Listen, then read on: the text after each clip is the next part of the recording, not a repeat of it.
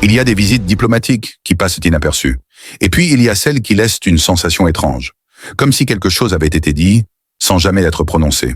Un sourire officiel, des caméras, des poignées de main. Et pourtant, dans l'air, une question lourde. Pourquoi maintenant? Pourquoi ce nouvel ambassadeur américain en Algérie semble-t-il surprendre le président Tebboune, alors qu'au même moment, un message de bonne volonté part vers le Maroc et la France, comme s'il suivait une autre trajectoire, un autre agenda, presque parallèle. Avant d'aller plus loin, j'aimerais vraiment savoir ce que tu en penses. Selon toi, est-ce que l'Algérie est aujourd'hui au centre du jeu diplomatique ou simplement autour de la table? Écris juste centre ou autour en commentaire.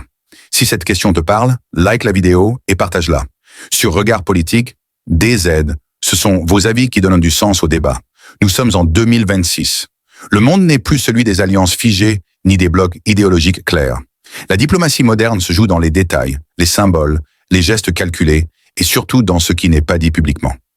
L'Algérie évolue dans ce paysage complexe avec son histoire, sa mémoire politique, son poids régional, mais aussi avec ses hésitations, ses prudences et cette ligne constante.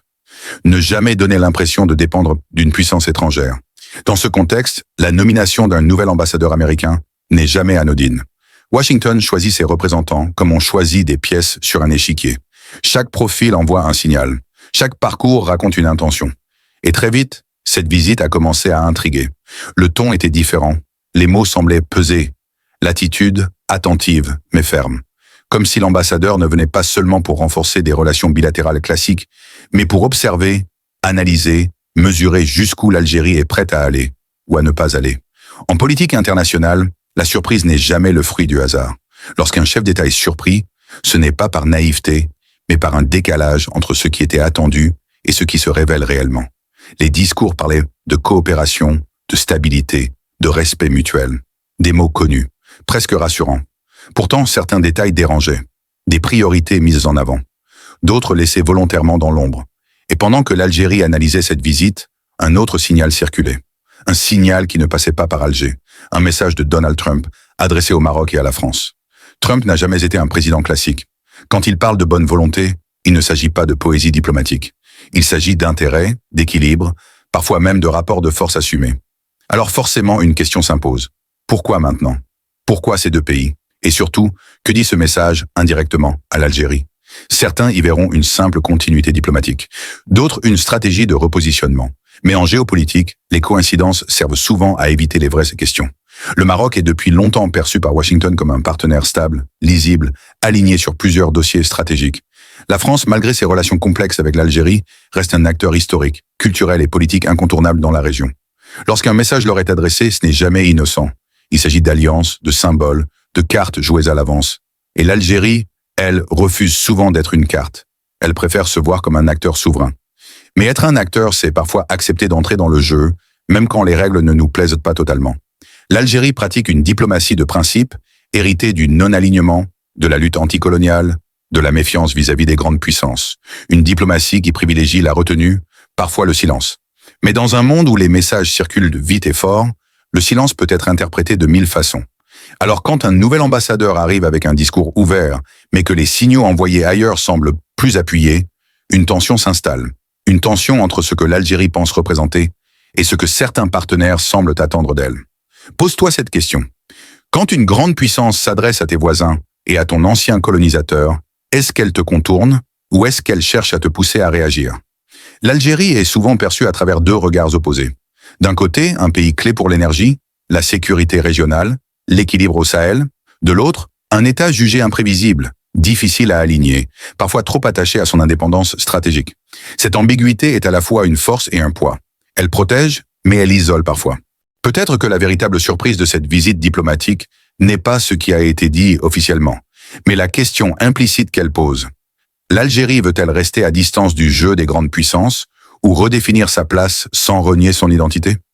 Et cette question ne concerne pas seulement les dirigeants. Elle concerne aussi le peuple, la jeunesse, ceux qui regardent ces manœuvres avec scepticisme, fatigue ou indifférence. Car la géopolitique n'est jamais abstraite. Elle influence l'économie, l'avenir, les opportunités. Elle décide parfois, lentement mais sûrement, de la trajectoire d'un pays. Imagine une salle fermée. Autour de la table, plusieurs acteurs parlent, négocient, s'observent. L'un d'eux reste silencieux, attentif, calculateur. Dans ce genre de salle, le silence n'est jamais neutre. Il peut être une stratégie ou une occasion manquée. L'Algérie se trouve peut-être à un carrefour discret. Un carrefour diplomatique, stratégique, presque philosophique. Continuer à avancer seul au nom de ses principes ou ajuster son positionnement sans se renier. Et pendant que ces choix se dessinent, le monde ne s'arrête pas. Les alliances évoluent, les messages changent de destinataire, les équilibres se déplacent. Peut-être que la véritable question n'est pas ce que Washington, Paris ou Rabat attendent de l'Algérie, mais ce que l'Algérie attend d'elle-même. Je te laisse avec cette image. Une lettre diplomatique posée sur une table. Elle n'est pas encore ouverte. Personne ne sait si elle contient une invitation ou un avertissement. À ton avis, l'Algérie doit-elle ouvrir cette lettre maintenant? Ou attendre que le monde frappe plus fort à la porte? Car dans les relations internationales, attendre n'est jamais neutre. Attendre, c'est parfois laisser les autres écrire le récit à ta place. Et le récit, aujourd'hui, se construit vite. Trop vite pour ceux qui préfèrent la prudence au mouvement. Depuis cette visite, plusieurs signaux faibles commencent à apparaître. Rien d'officiel, rien de spectaculaire, mais des détails qui, mis bout à bout, dessinent une tendance. Des déclarations mesurées ici, des rencontres discrètes là-bas, des articles dans la presse internationale qui commencent à poser les mêmes questions, presque avec les mêmes mots. L'Algérie intéresse. Mais elle intrigue encore plus. Elle intrigue parce qu'elle refuse les alliances évidentes, parce qu'elle parle de souveraineté dans un monde obsédé par l'alignement, parce qu'elle se méfie quand d'autres se précipitent. Et pour Washington, ce type d'acteur est à la fois précieux et frustrant. Le nouvel ambassadeur américain le sait. Son rôle n'est pas de forcer, mais de comprendre. De voir si l'Algérie est dans une posture défensive ou simplement en train de redéfinir son tempo. Dans les couloirs diplomatiques, on ne parle pas de loyauté, mais de lisibilité. Un partenaire lisible est un partenaire avec lequel on peut travailler.